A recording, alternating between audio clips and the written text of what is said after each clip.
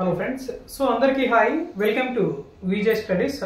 So ఈరోజు మనం ఈ వీడియోలో డైలీ కరెంట్ అఫైర్స్లో భాగంగా ప్రధానంగా మనకి వార్తల్లో నిలిచినటువంటి ముఖ్యమైన అంశాలు ఏవైతే ఉన్నాయో వాటి గురించి ఈ సెషన్లో అయితే డిస్కస్ చేయడం జరుగుతుంది.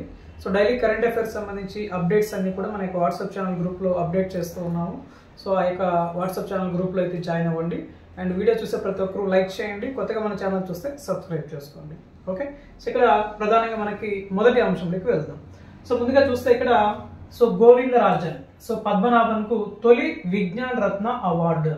ప్రత్యేకించి అవార్డ్స్ ప్రత్యేకంగా మనకి ఏ కాంపిటేటివ్ ఎగ్జామ్స్ లో అయినా సరే ఖచ్చితంగా క్వశ్చన్స్ అడిగేదానికి అవకాశం ఉంటుంది కాబట్టి ఇలాంటి అంశాలని కొంచెం జాగ్రత్తగా చదవాల్సి ఉంటుంది.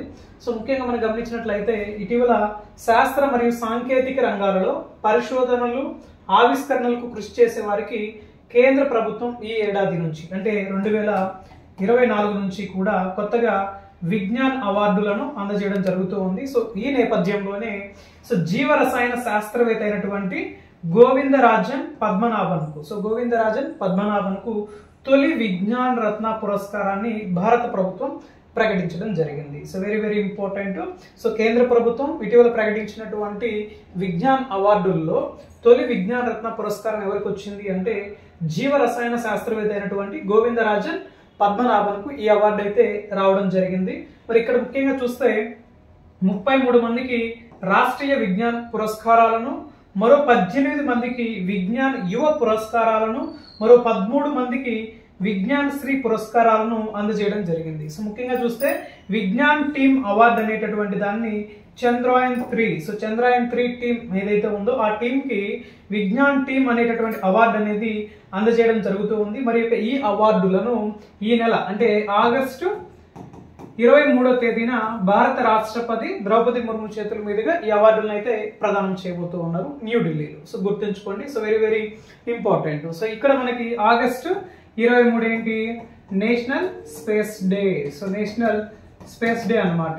జాతీయ అంతరిక్ష దినోత్సవం. ఆ రోజున ఈ యొక్క శాస్త్ర సాంకేతిక రంగాలలో ఎవరైతే కృషి చేస్తున్నారో వాళ్ళకి ప్రత్యేకించి విజ్ఞాన్ అవార్డులు అనేటటువంటి దాన్ని ప్రదానం చేయబోతూ ఉన్నారనమాట.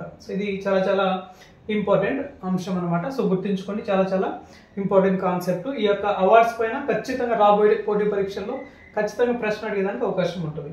నెక్స్ట్ మరొక అంశం చూద్దాం.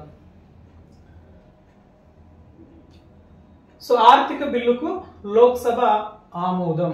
నెక్స్ట్ మోస్ట్ ఇంపార్టెంట్ అంశం ఏంటి అంటే మనకి ఆర్థిక బిల్లుకి లోక్సభ ఆమోదం అయితే తెలిపింది అనమాట. ఆర్థిక బిల్లు 2024ను లోక్సభ ఆమోదించింది. ఏ రోజున ఆమోదించింది అని ఎగ్జామ్ లో అడిగేదానికి అవకాశం ఉంటుంది అనమాట. వెరీ వెరీ ఇంపార్టెంట్, గుర్తుంచుకోండి. ఆగస్టు 7వ తేదీ.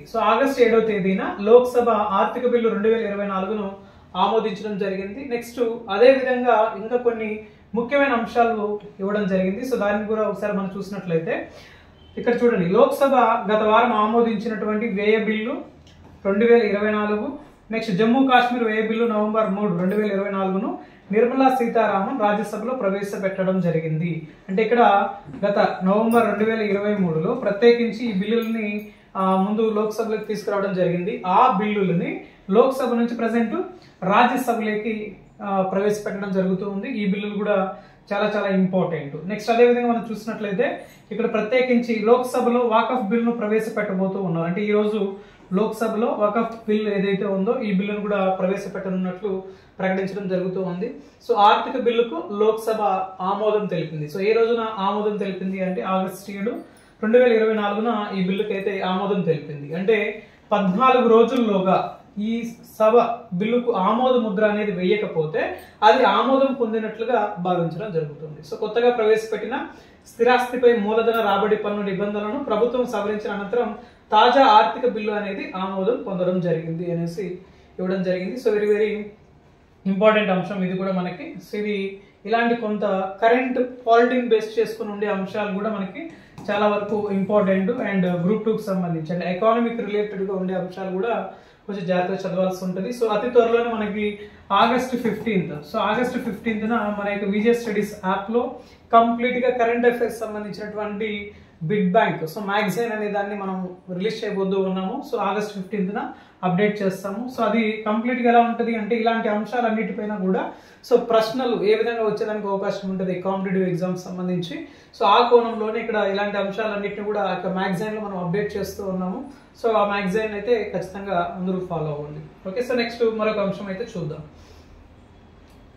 అండ్ మోస్ట్ ఇంపార్టెంట్ మరొక అంశం కరెంట్ పాలిటిక్స్ సంబంధించి. సో 12వ రాజ్యసభ సీట్లకి 12 రాజ్యసభ సీట్లకి 3వ తేదీన ఉప ఎన్నికలు. అంటే ఎప్పుడు సెప్టెంబర్ 3వ తేదీన రాజ్యసభలో ఏవైతే స్థానాలు ఖాళీ అయి ఉన్నాయో ఆ స్థానాలకి ఎన్నికలు నిర్వహించడానికి ఎలక్షన్ కమిషన్ నోటిఫికేషన్ అయితే రిలీజ్ చేయడం జరిగింది. సో గతంలో ఎవరైతే ప్రస్తుతం వివిధ పార్టీలకు సంబంధించినటువంటి వ్యక్తులు గతంలో జరిగినటువంటి సో అసెంబ్లీ ఎన్నికల్లో గెలుపొందారో సో వాళ్ళందరూ కూడా రిజైన్ చేయడం జరిగింది. సో ఈ నేపథ్యంలోనే కొన్ని ప్రాంతాల్లో ఖాళీలు అయితే ఏర్పడ్డాయి. సో ఈ ఖాళీలను తిరిగి ఫిల్ చేయడం కోసము ఎలక్షన్ కమిషన్ నోటిఫికేషన్ అయితే జారీ చేయడం జరిగింది. సో 12 రాజ్యసభ సీట్లకి ఏ రోజున ఎన్నికలు నిర్వహించబోతున్నారు అంటే సెప్టెంబర్ 3, 2024న ఈ యొక్క ఎన్నికలు అయితే నిర్వహించబోతున్నారు. సో ఎలక్షన్ కమిషన్ గుర్తుంచుకోండి. సో వెరీ వెరీ ఇంపార్టెంట్ ఈ యొక్క ప్లేసెస్ సంబంధించి కూడా. అండ్ నెక్స్ట్ వచ్చేసి ముఖ్యంగా మనం చూసినట్లయితే ఎస్ఎన్డీకి సంబంధించి సో సైన్స్ అండ్ టెక్నాలజీకి సంబంధించి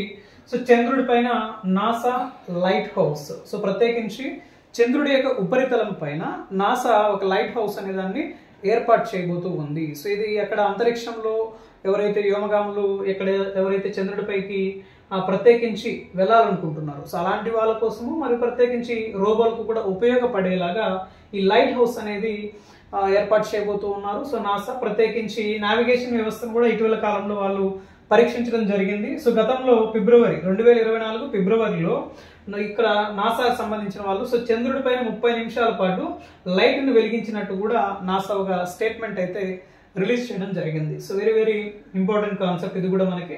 సో చంద్రుడి పైన నాసా లైట్ హౌస్ అనే దాన్ని ఏర్పాటు చేస్తూ ప్రత్యేకంగా వార్తల్లోకి అయితే రావడం జరిగింది. So very very important concept ఎస్ఎన్డీకి సంబంధించి. అండ్ మరొక అంశం మోస్ట్ ఇంపార్టెంట్ అంశం ఏంటి అంటే మనకి ఇక్కడ చూసినట్లయితే ఇది కూడా మనకి సైన్స్ అండ్ టెక్నాలజీకి సంబంధించింది. సో నాడీ కణాలు వేగంగా ఎదిగితే అనర్థం. సో ఇక్కడ నాడీ కణాలు అనేటటువంటివి చాలా వేగంగా అభివృద్ధి చెందినట్లయితే దానివల్ల ప్రమాదం ఉంటుంది అని చెప్పి సో ప్రత్యేకించి బెల్జియం శాస్త్రవేత్తలు ఈ అంశం పైన అధ్యయనం చేయడం జరిగింది. ఇక్కడ చూస్తే మనకి నాడీ కణాలు సాధారణం కన్నా వేగంగా ఎదగడం వల్ల ఆటిజం వంటి మేధో సంబంధిత రుగ్మతలకు దారితీస్తాయని చెప్పి బెల్జియం శాస్త్రవేత్తలు కనుగొన్నారు. సో సింగాప్1 అనే జన్యువు న్యూరాన్లను నెమ్మదిగా ఏళ్ల తరబడి ఎదిగేటట్లు చేస్తుంది. సో ఈ జన్యువు మార్పులకు లోనైతే ఎదుగుదల వేగం పెరిగి బుద్ధిమాంద్యము ఆటిజం వంటివి సంభవిస్తాయని చెప్పి ప్రత్యేకంగా బెల్జియం శాస్త్రవేత్తలకు అధ్యయనంలో రావడం జరిగింది. సో ఇది చాలా చాలా ఇంపార్టెంట్ కాన్సెప్ట్ అనమాట. సో ఇది కూడా మనకి ఎస్ఎన్టీలో సైన్స్ అండ్ టెక్నాలజీలో ప్రత్యేకించి మనకి ప్రస్తుతం గ్రూప్ 2 సిలబస్ లో ఈ యొక్క ఎన్విరాన్మెంట్ సబ్జెక్ట్ ఏదైతే ఉందో సో దానికి రిలేటెడ్ గా మనకి డిసీజెస్ కాన్సెప్ట్ ఉంది వ్యాధులకు సంబంధించి. ఓకేనా, ముఖ్యంగా అలాంటి అంశాలలో ఇలాంటివి ఏవైతే మనకి ప్రస్తుతం వార్తల్లో కనిపిస్తూ ఉంటాయి అలాంటి అంశాలపైన ఖచ్చితంగా ఎగ్జామ్స్ లో క్వశ్చన్లు అడిగేదానికి అవకాశం ఉంటుంది. కొంచెం ఇలాంటి అంశాలని జాగ్రత్తగా చదవండి. ఓకే, సో నెక్స్ట్ మరొక అంశం చూద్దాం. నెక్స్ట్ మరొక కాన్సెప్ట్ మనం చూసినట్లయితే అమెరికా జాతీయ పక్షి బాల్డ్ ఈగల్. సో దాదాపు 240 సంవత్సరాల తర్వాత తొలిసారిగా అమెరికా జాతీయ పక్షిగా బాల్డ్ ఈగల్ ని ఖరారు చేయడం జరిగింది. ఇక్కడ మనం చూస్తే అమెరికా జాతీయ పక్షిగా బాల్డ్ ఈగల్ ను గుర్తిస్తూ ఆ దేశ సెనెట్ కీలక నిర్ణయం అయితే తీసుకోవడం జరిగింది. సో దాదాపుగా ఎన్ని సంవత్సరాల తర్వాత అంటే 240 సంవత్సరాల తర్వాత ఈ పక్షిని అమెరికా అధికారిక చిహ్నంలో వాడుతున్న జాతీయ పక్షి హోదా అనేది ఇప్పటి వరకు ఇవ్వలేదు. అయితే రీసెంట్ గా మినిసోటా డెమోక్రాట్ ఎమీ క్లోబ్లూజర్ చూడండి ఇక్కడ very very important Minnesota Democrat Amy Klobuchar అనే బిల్లును వీళ్ళు ప్రతిపాదించారు. సో ఈ బిల్లుని ఏకగ్రీవంగా ఆమోదించడం జరిగింది. ఇక్కడ ఈ సందర్భంలోనే గత 240 సంవత్సరాలుగా అమెరికా విలువలకు బాల్డ్ ఈగల్ అనేది ఒక చిహ్నం లాగా నిలిచింది. ఈ యొక్క పక్షి ఏదైతే ఉందో సో దీనిని ప్రస్తుతం వాళ్ళు జాతీయ పక్షిగా ప్రకటించడం జరుగుతూ ఉంది. ఇది కూడా మనకి చాలా చాలా ఇంపార్టెంట్. సో 1940లో ఈ పక్షులను వేటాడడం పైన కూడా నిషేధం అయితే విధించడం జరిగింది. సో ఇది మనకి చాలా important concept. So international issues సంబంధించి సో అమెరికాలో జాతీయ పక్షిగా బాల్డ్ ఈగల్ గుర్తుపెట్టుకోండి. సో వెరీ వెరీ ఇంపార్టెంట్ ఇది కూడా. ఓకే, సో నెక్స్ట్ మరొక అంశం చూద్దాం. Next most important national issues సంబంధించి జాతీయ అంశాలలో ఉత్తరాదిలో అడుగంటిన భూగర్భ జలాలు. సో ప్రత్యేకించి మనకి ఉత్తర భారతంలో భూగర్భ జలాలు చాలా వేగంగా అంతరించిపోతూ ఉన్నాయి, అంటే అడుగంటిపోతూ ఉన్నాయి. సో దీనికి సంబంధించి ప్రత్యేకించి NGRI తో పాటు పలు పరిశోధనా సంస్థలు, నేషనల్ జియోలాజికల్ రీసెర్చ్ ఇన్స్టిట్యూషన్స్ వాళ్ళు ప్రత్యేకంగా అధ్యయనం చేయడం జరిగింది. సో దీంట్లో దాదాపుగా ప్రతి ఏటా కూడా 1.5 సెంటీమీటర్స్ వర్షపాతం తగ్గుతూ ఉండగా దీని ప్రభావం వల్ల భూగర్భ జలాలపై పడడం వల్ల చాలా వరకు భూగర్భ జలాలు అనేటివి తగ్గిపోతున్నాయని చెప్పి ప్రత్యేకంగా ఒక అప్డేట్ అయితే రావడం జరిగింది. సో 1951 నుంచి 2021 వరకు కూడా శాటిలైట్ డేటా హైడ్రోలాజికల్ మోడల్ విధానంలో సేకరించిన అంశాల ఆధారంగా వీళ్ళు ఈ యొక్క అంశాలని ప్రస్తావించడం జరుగుతుంది. సో 2002-2001 నాటికి సుమారు 450 క్యూబిక్ కిలోమీటర్ల పరిమాణంలో నీటిని కోల్పోయినట్లుగా వీళ్ళు తమ యొక్క నివేదికలో ప్రస్తావించారు. సో ఇది చూడండి మరొకసారి, చాలా చాలా ఇంపార్టెంట్ పాయింట్ అనమాట. సో 2002-2021 నాటికి సుమారు 450 క్యూబిక్ కిలోమీటర్ల పరిమాణంలో నీటిని కోల్పోయినట్లుగా ప్రకటించడం జరుగుతుంది. సో ఉత్తరాదిలో అడుగంటినటువంటి భూగర్భ జలాలు సో NGRI అధ్యయనంలో వెల్లడి అనేసి ప్రత్యేకంగా మనకు ఒక ఇంపార్టెంట్ ఇన్ఫర్మేషన్ అయితే అప్డేట్ కావడం జరిగింది. సో చాలా చాలా ఇంపార్టెంట్ ఇది కూడా. సో నెక్స్ట్ మరొక అంశం చూద్దాం. సో ప్రాజెక్ట్ పునర్జీవ, సో తెలంగాణకి సంబంధించి, తెలంగాణ రీజనల్ కి సంబంధించి మనం చూసినట్లయితే సో కాకతీయుల కాలం నాటి అంటే ములుగు జిల్లా రామప్ప ఆలయంలోనే కాకతీయుల కాలం నాటి శిల్పాలు ఏవైతే ఉన్నాయో అవి శిథిలావస్థలోకి వచ్చేస్తాయి. సో చాలా వరకు కూడా సో వాటిని తిరిగి మళ్ళీ పునర్జీవం పోయడం కోసం ప్రత్యేకించి ప్రాజెక్ట్ పునర్జీవ అనేటటువంటి కార్యక్రమం పేరుతో తెలంగాణ రాష్ట్రంలో దాదాపుగా 150 శిథిల శిల్పాలను అచ్చుగుద్దినట్లు సేమ్ అవి ఎలా ఉన్నాయో వాటిని అదే విధంగా తిరిగి రూపొందించబోతూ ఉన్నారనమాట. సో దీనికి సంబంధించి ప్రత్యేకించి ఈ ప్రాజెక్ట్ లో భాగంగా కాకతీయుల కాలంలో చెక్కినటువంటి దాదాపుగా 150 అద్భుతమైన శిల్పాలను దీనికోసం ఎంపిక చేయడం జరుగుతూ ఉంది. సో ఇలాంటి అంశాలు కూడా మనకి ప్రత్యేకించి వార్తల్లో వస్తూ ఉంటాయి. సో వాటిని కూడా చాలా జాగ్రత్తగా చదవాల్సి ఉంటుంది. అంటే ఒక తెలంగాణ రాష్ట్రంలో వరంగల్ జిల్లాకు సంబంధించే కాకుండా అటు ఆంధ్రప్రదేశ్, ఛత్తీస్గఢ్ లో కూడా కాకతీయులు కట్టినటువంటి ఆలయాలు ఏవైతే ఉన్నాయో అవి శిథిలమైనటువంటి అపురూప శిల్పాల ఫోటోలను కొలతలు తీసుకున్న తర్వాత ఇప్పటి వరకు దాదాపుగా 30 చిత్రాలని తిరిగి పునర్జీవం అయితే పోయడం జరిగింది. సో వాటి అన్నిటిని కూడా తిరిగి రీచేంజ్ చేస్తూ వాటిని ప్రజెంట్ చేస్తూ ఉన్నారు. ఇది చాలా చారిత్రక సంపద కాబట్టి సో ఖచ్చితంగా వాటిని భద్రపరిచే అంశంలో భాగంగానే ఇలాంటి కార్యక్రమాలు అయితే అక్కడ జరుపుతూ ఉన్నారు అనమాట. సో ఇది కూడా మనకి సో చాలా చాలా ఇంపార్టెంట్ కాన్సెప్ట్. సో ప్రాజెక్ట్ పునర్జీవ ములుగు జిల్లా రామప్ప ఆలయంలోనే కాకతీయుల కాలం నాటి శిల్పాలకి శిథిలం అవుతూ ఉండడంతో తిరిగి పూర్వ రూపం తీసుకురావడం కోసం ప్రత్యేకంగా ఈ కార్యక్రమాన్ని చేస్తున్నారు. సో ఇది ఒకటి important. And next most important, so present మనకి ప్రధానంగా వార్తల్లోకి వచ్చినటువంటి అంశాలలో మనం చూసినట్లయితే సో మాజీ సీఎం బుద్ధాదేవ్ భట్టాచార్య మరణించడం జరిగింది. సో పశ్చిమ బెంగాల్ మాజీ సీఎం బుద్ధాదేవ్ భట్టాచార్య. సో ఈయన మనకి సో పశ్చిమ బెంగాల్కి సంబంధించి మనం చూసినట్లయితే సో ప్రస్తుతం పశ్చిమ బెంగాల్లో సో మమతా బెనర్జీ గారు ముఖ్యమంత్రిగా పనిచేస్తూ ఉన్నారు. అండ్ గతంలో ఈయన సో పశ్చిమ బెంగాల్కి సంబంధించి మనం చూసినట్లయితే సో ఫస్ట్ టైం ఈయన గతంలో 1999 నుంచి సో 1999 నుంచి కూడా సో 1999 నుంచి 2000 సంవత్సరం వరకు కూడా ఈయన పశ్చిమ బెంగాల్కి డిప్యూటీ సీఎంగా పనిచేశారు.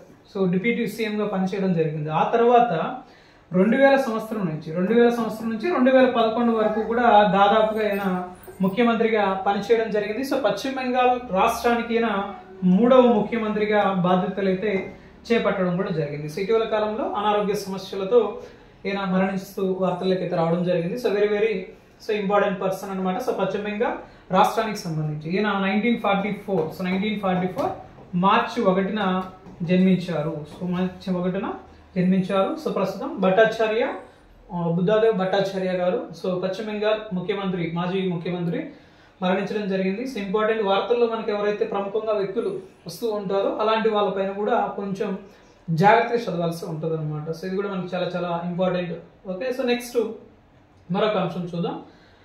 SNTకి సంబంధించి సో సైన్స్ అండ్ టెక్నాలజీకి సంబంధించి చూస్తే ఆర్టిఫిషియల్ ఇంటెలిజెన్సీతో ప్రొసెస్డ్ క్యాన్సర్ ఏదైతే ఉందో దానిని నిర్ధారించవచ్చు అని చెప్పి సో ప్రత్యేకించి అమెరికాలోనే మేయో క్లినిక్ పరిశోధకుడు నవోకి తకహాషి జరిపిన అధ్యయనంలో ఈ అంశం అయితే ప్రత్యేకంగా వార్తల్లోకి అయితే వచ్చింది. ఇది కూడా మనకి చాలా ఇంపార్టెంట్. ఆర్టిఫిషియల్ ఇంటెలిజెన్సీ ద్వారా సో కృత్రిమ మేధ అనేది చక్కగా తోడ్పడుతుందని చెప్పి ఈయన ప్రత్యేకంగా తన అధ్యయనంలో ప్రకటించడం జరిగింది. ఇక్కడ ప్రొస్టేట్ ఇమేజింగ్ రిపోర్టింగ్ డేటా అనేది ఎప్పుడు కూడా ఎంఆర్ఐ స్కానింగ్ లో పిఐ రాడ్స్ యొక్క ఇన్ఫర్మేషన్ స్కోర్ అనేది ఎక్కువగా ఉంటే అక్కడ ప్రొస్టేట్ క్యాన్సర్ ప్రమాదం అనేది ఎక్కువగా ఉన్నట్లు భావించడం జరుగుతూ ఉంటుంది. సో దానికి సంబంధించి ఏఐ నమూనా అనేది చాలా హెల్ప్ అవుతున్నట్లుగా ఇక్కడ ప్రత్యేకించి అమెరికాలోనే మేయో క్లినిక్ పరిశోధకుడు నవోకి తకహాషి, గుర్తుంచుకోండి నవోకి తకహాషి ఏ దేశానికి సంబంధించిన వ్యక్తి అంటే అమెరికా దేశానికి సంబంధించిన వ్యక్తి. సో ఈయన జరిపినటువంటి పరిశోధనలో ఈ యొక్క అంశం అనేది నిర్ధారణ అయితే కావడం జరిగింది. ఇది కూడా చాలా చాలా important. And next most important ఏంటి అంటే మనకి సుప్రీంకోర్టు ఇచ్చేటటువంటి స్టేట్మెంట్స్. సో రీసెంట్ గా సుప్రీంకోర్టు ఇచ్చినటువంటి స్టేట్మెంట్స్ అండ్ ప్రెసెంట్ ఇచ్చేటటువంటి స్టేట్మెంట్స్ ఏవైతే ఉంటాయో ఇవన్నీ కూడా కరెంట్ పాలిటీని బేస్ చేసుకుని చాలా జాగ్రత్తగా చదవాల్సి ఉంటుంది. ముఖ్యంగా గ్రూప్ 2 ప్రిపేర్ అయ్యే వాళ్ళు కానీ లేదా గ్రూప్ 1 సంబంధించి అండ్ రిమైనింగ్ కాంపిటేటివ్ డిఎస్సి అలాంటి వాళ్ళు కొంత సింపుల్ కాన్సెప్ట్ జోనర్లు చదువుకుంటే సరిపోతుంది. కానీ రిమైనింగ్ వాళ్ళు కొంత డీటెయిల్ గా చదవాల్సి ఉంటుంది. సో ఇక్కడ మనం చూస్తే ఊపిరితిత్తుల వ్యాధికి కారణమయ్యే పరిశ్రమలను పరిశీలించండి అని చెప్పి supreme court NGT so national green tribunal కి ఆదేశాలు అయితే జారీ చేయడం జరిగింది. ఇక్కడ మనం చూస్తే దేశంలో దీర్ఘకాలిక ఊపిరితిత్తుల వ్యాధికి సంబంధించి వాటిని మనం ఏమంటాం సిలికోసిస్ కారణమవుతున్న సిలికాన్ ధూళిని వెదజల్లే పరిశ్రమలను పరిశీలించాలని జాతీయ హరిత ట్రిబ్యునల్ ని సుప్రీంకోర్టు ఆదేశిస్తూ ప్రత్యేకంగా వార్తల్లోకి అయితే వచ్చింది. సో ప్రమాదకరమైనటువంటి సిలికాన్ ధూళి కట్టడికి చర్యలు తీసుకోవాల్సిన బాధ్యత అనేది కాలుష్య నియంత్రణ మండలిపై ఉంటుందని, అయితే అవి సరైన చర్యలు తీసుకుంటున్నాయా లేదో పరిశీలించాలని చెప్పి జస్టిస్ విక్రమ్నాథ్, జస్టిస్ ప్రసన్న బాలచంద్ర వరాలే సభ్యులుగా ఉన్నటువంటి ధర్మాసనం ఈ యొక్క అంశాన్ని ప్రస్తావించింది. So people rights social research centre సంస్థ 2006లో దాఖలు చేసిన పిటిషన్ పరిష్కరిస్తూ ఈ అంశాలని ప్రస్తావిస్తూ వచ్చింది. So very very important concept ఇది కూడా. సో ఊపిరితిత్తుల వ్యాధికి కారణమయ్యే పరిశ్రమలను ప్రత్యేకించి ఏమేమి ఉన్నాయి, సో దేశంలో దీర్ఘకాలికంగా ఊపిరితిత్తులకు సంబంధించిన వ్యాధులకు గల ప్రధాన కారణాలు ఏంటి అనే అంశాల గురించి ప్రత్యేకించి నేషనల్ గ్రీన్ ట్రిబ్యునల్ ని సుప్రీంకోర్టు ఆదేశిస్తూ వాటి గురించి అధ్యయనం చేయమని చెప్పి ప్రత్యేకంగా ఈ అంశం అనేది వార్తల్లోకి అయితే రావడం జరిగింది. సో ఇది మనకి ఈరోజు ప్రధానంగా వార్తల్లో ఉండేటువంటి ముఖ్యమైనటువంటి అంశాలు. సో ఇక్కడ మనం చూసినట్లయితే ఇవన్నీ కూడా చాలా చాలా importance.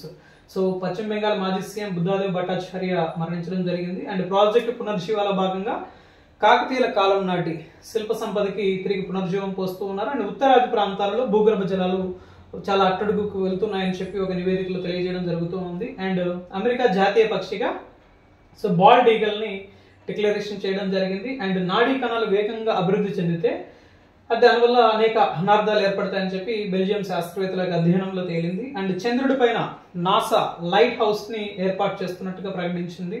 And most important 12 Rajya Sabha సీట్లకి సెప్టెంబర్ 3, 2024 తిరిగి ఉప ఎన్నికలు అనేవి నిర్వహించబోతూ ఉన్నారు. సో నెక్స్ట్ ఆర్థిక బిల్లుకు లోక్సభ ఆమోదం తెలిపింది. అండ్ నెక్స్ట్ తొలి విజ్ఞానరత అవార్డు అందుకున్నటువంటి గోవిందరాజన్ పద్మనాభన్. సో ఇది ఈ రోజు ప్రధానంగా మనకి వార్తల్లో ఉండే అంశాలు. సో చాలా చాలా ఇంపార్టెంట్. కరెంట్ ఇష్యూస్ లో ఏవైతే ఉన్నాయో వాటిని కొంచెం జాగ్రత్తగా చదవాల్సి ఉంటుంది. అండ్ దీనికి సంబంధించి సో విజ్ఞాన్ అవార్డులకు సంబంధించి నెక్స్ట్ సెషన్ లో కంప్లీట్ క్లాస్ అనేది మనం అప్డేట్ చేయడం జరుగుతుంది. సో ఆ క్లాస్ లో దీని గురించి ఇంకొంచెం ఎలాబొరేటెడ్ ఇన్ఫర్మేషన్ అనేది చెప్తాం. Okay, so thank you.